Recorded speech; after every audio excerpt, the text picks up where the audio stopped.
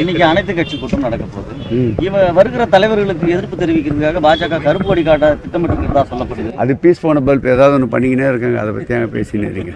என்ன ஊழல்? நீங்கள் தான் தொடர்ந்து இடி, ஐடி, சிபிஐட்டு உங்ககிட்ட தோழமை கட்சி மாதிரி அந்த வச்சுக்கின்னு முழு அளவு தமிழகத்தில் பரண்டி பார்க்குறீங்க.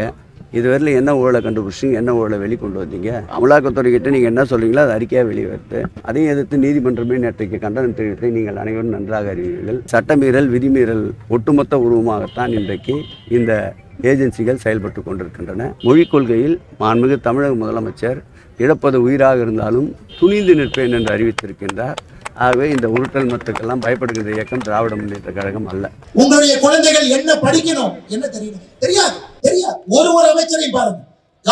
காந்தின்னு ஒரு பேர், சரி ஏதோ காந்தி மாதிரி இருப்பாரு நினைச்சீங்கன்னா, 1990 காலகட்டத்தில் கள்ளச்சாராயம் காட்சி குண்டா ஆட்ல ஜெயிலுக்கு போயிட்டு வெளியே வந்து அமைச்சராக இருக்கக்கூடிய காந்தி.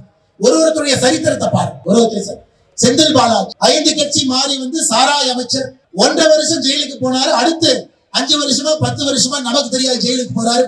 அவர் ஒரு அமைச்சர். அறநிலைத்துறையினுடைய அமைச்சர் சேகர் பாபு சென்னையில ரவுடி ஷீட்டர், ரவுடி சரித்திர பதிவேட்டில் பெயர் இருந்த ஒருவர் அறநிலைத்துறையினுடைய அமைச்சர். யோசிச்சுப்பார், நாடு விளங்குமா? அமைச்சர் ரகுபதி பக்கத்து மாவட்டம், அவரு மேலேயே வருமானத்துக்கு அதிகமாக சொத்து சேர்த்தாருன்னு கேஸ் நடத்திக்கிட்டு இருக்கு. அவர் தான் சிறைத்துறை நீதித்துறையினுடைய அமைச்சர். நாடு விளங்குங்களா?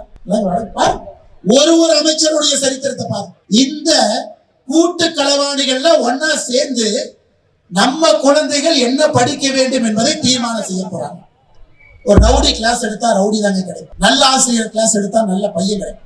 இங்க பாருங்க, திருச்சியில தனலட்சுமி ஸ்ரீனிவாசன் மெட்ரிகுலேஷன் ஸ்கூல். யார் ஸ்கூலுங்க ஐயா? தனலட்சுமி ஸ்ரீனிவாசன் யார் ஸ்கூலுங்க ஐயா? மலச்சநல்லூர் திமுக எம்எல்ஏ கதிரவனுடைய ஸ்கூல். ஐசிஎஸ்சி 1ஆம் கிளாஸ்ல இருந்து 8ஆம் கிளாஸ் வரைக்கும் 3 மொழி படிக்கலாம். கிங்ஸ்டன் இன்டர்நேஷனல் அகாடமி துரைமுருகன் என்னது, சென்னை பப்ளிக் ஸ்கூல் கலாநிதி வீராசாமி என்னது, கீதா மெட்ரிகுலேஷன் ஸ்கூல் அமைச்சர் கீதா ஜீவன் அவங்களது, எஸ்கேபி வனிதா இன்டர்நேஷனல் ஸ்கூல் அமைச்சர் பிச்சாண்டி அவங்களது, ஜீவா வேலு இன்டர்நேஷனல் ஸ்கூல் அமைச்சர் ஏவா வேலுது, பாரத் வித்யாசிரம் ஜெகத் ரச்சகன் எம்பி இது, சிகே ஸ்கூல் பூகா முத்தவங்க குடும்பம். நான் என்ன சன்சைன் பள்ளியில சொல்றீங்க, கேட்டு காதை உங்களுக்கு தேஞ்சு போச்சு. முதலமைச்சர் மு க ஸ்டாலினுடைய மகளே ஒரு மும்மொழி கற்றுக் கொடுக்கக்கூடிய பள்ளியை நடத்துறான்.